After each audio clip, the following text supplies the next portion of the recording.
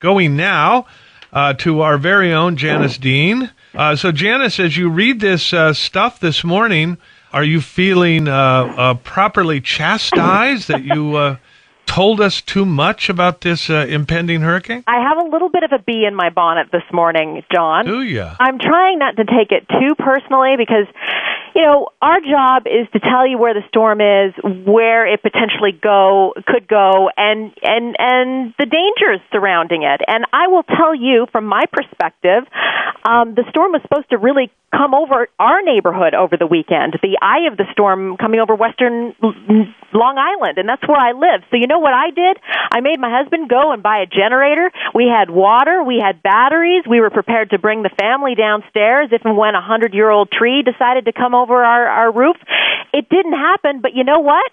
When I got up the next day, I was thankful. I was thankful that it didn't happen. I didn't say, wow, we overhyped that one, because, I was lucky enough, but don't tell that to the folks in Vermont this morning. Don't tell that to the folks in New Jersey who have their basements flooded and their livelihoods affected. This is... I do take it a little bit personally because, again, it's our job to tell you the best to our knowledge where the storm is going, where it potentially could go. And in this case, the storm affected or could have affected 65 million people up and down the coast. And it did. It went where we thought it was going to go. But because it didn't take out the Statue of Liberty, people are saying, oh, it was really nothing. And I have to tell you, the reporters out there who are kind of, for lack of a better term, not knowing where to go with their story, they interviewed Joe Blow, who decided to stay when we told him to evacuate, and they get him on air saying, well, it was really nothing happened. Well, I heard someone this morning say, why didn't the reporters say to that person who decided to stay when the storm was hitting, why didn't they say, hey, you know what? This storm killed 20 people. Did you know about that? You know what I mean?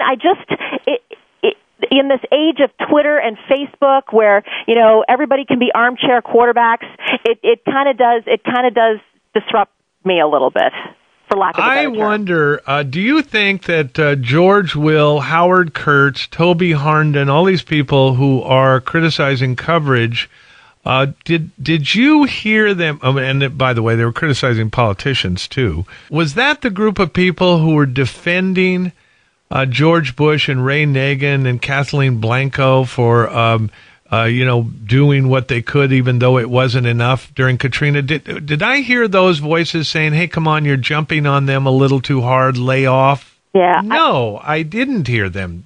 And we also have to remember, Katrina is an event that actually happened 6 years ago today, John. And, I remember covering that storm, and I remember the day after people saying, oh, we dodged a bullet. They didn't know. The forecasters didn't know. They were predicting doom and gloom. And then, 24, 48 hours, the levees broke.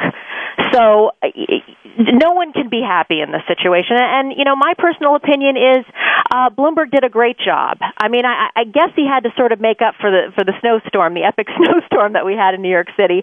But I think he did the right thing. And he decided to try to protect New Yorkers. I think Governor Christie did a wonderful job as well. Listen, if I saved one family from being in harm's way by, quote unquote, hyping up the storm, then I'm okay with all the criticism. Janice Dean, the weather machine, feeling a little put out today that somebody is daring to criticize. Well, not just you, but our network and all the politicians and the other networks and everybody who is out there. You keep it up. Okay, thank you very much. There's a new one out there in the Atlantic, John, that we have to watch out for. But I'll try not to hype it too much. I was watching you. I was going to ask the audience, anybody know where the Cape Verde Islands are? Because that's where these things start. Yes. Janice Dean, thanks very much. Love you, John. Untwisting the pretzel logic of American politics. As usual, you will have no logical explanation for doing it the way you're doing it. John Gibson.